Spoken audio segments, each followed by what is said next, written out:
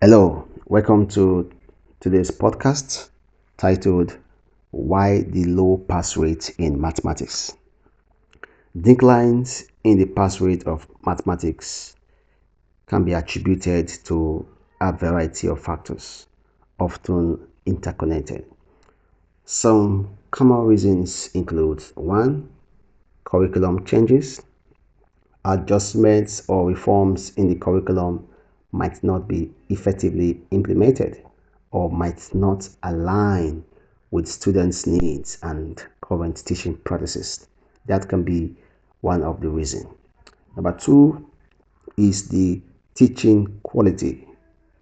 Variations in the quality of instruction can impact students' understanding and performance. Inadequate teacher training or lack of resources can contribute to this issue. Number 3 is student engagement. If students find math irrelevant or uninteresting, they may not put in the effort, affecting their performance. Number 4 is assessment methods. Changes in assessment methods or standards might affect how students perform and how their abilities are measured. Number 5 is socio-economical factors or socio-economic factors. Economic challenges, lack of access to resources, or educational support can impact students' ability to succeed in mathematics. Number 6 is parental involvement. Limited involvement or support from parents can affect students' attitudes towards learning and their overall performance. For example, if a parent don't like math or don't understand mathematical problems, they cannot help their children. That's a fact. Number 7 is mental health. Stress, anxiety, and other mental health issues can impact students' ability to focus and perform well in mathematics. Number 8, which is the last, is technological distractions. Increased use of technology and digital devices can lead to distractions and thereby reduce focus on studies. So, addressing these factors typically requires a multifaceted approach, including improving teaching methods, supporting students' learning needs, and engaging with parents and communities. And again, to address these factors affecting the pass rate in mathematics and for us to increase student success, I want us to consider the following strategies. Number 1 is the revision and enhancement of the curriculum, or you can say revise and enhance the curriculum. The curriculum should be updated to ensure it is relevant, engaging, and aligned with our students' needs and real world applications. And also, we can incorporate hands-on activities. We can use practical examples and interactive methods to make math more relatable and interesting. Who said that we cannot have a math lab? We can have a mathematics laboratory where students can go to enjoy maths, to have hands-on experiences on mathematical concepts. Number 2, improve teaching quality. There has to be a professional development. We have to offer regular training for teachers to keep them updated with new teaching strategies and tools. And again, we should support collaborative teaching. Encourage teachers to work together and share best practices.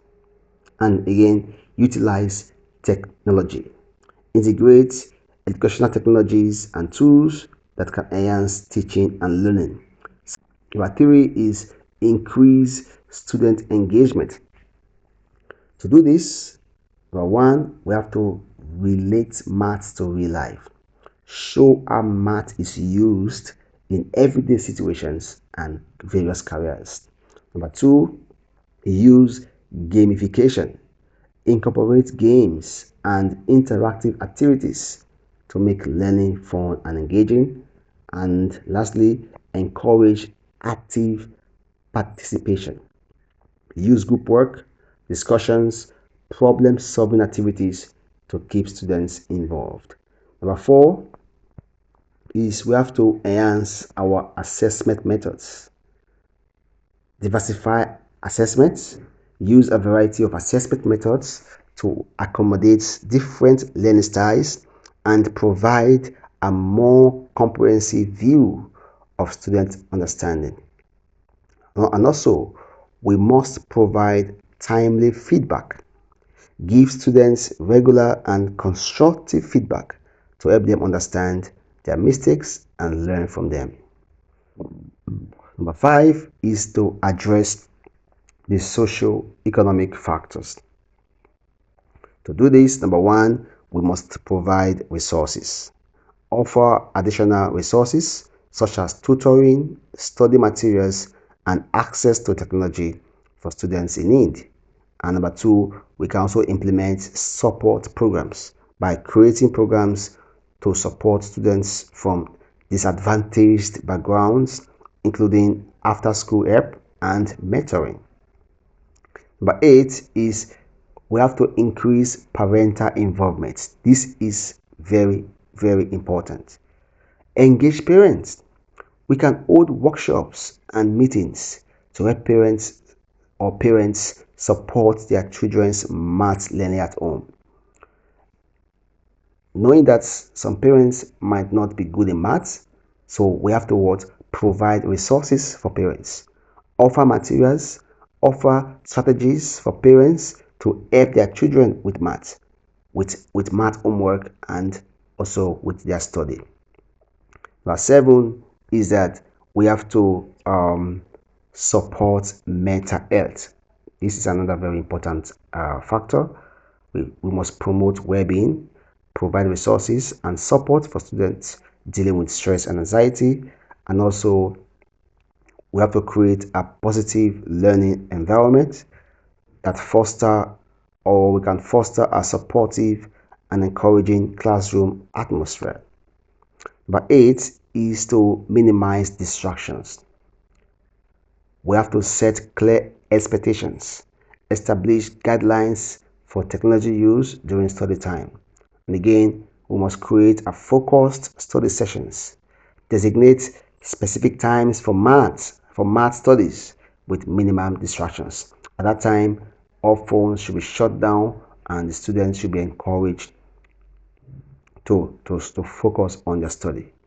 And number nine, which I think is also very important, is to encourage a growth mindset, promote persistence, encourage students to view challenges as opportunities to learn and to grow.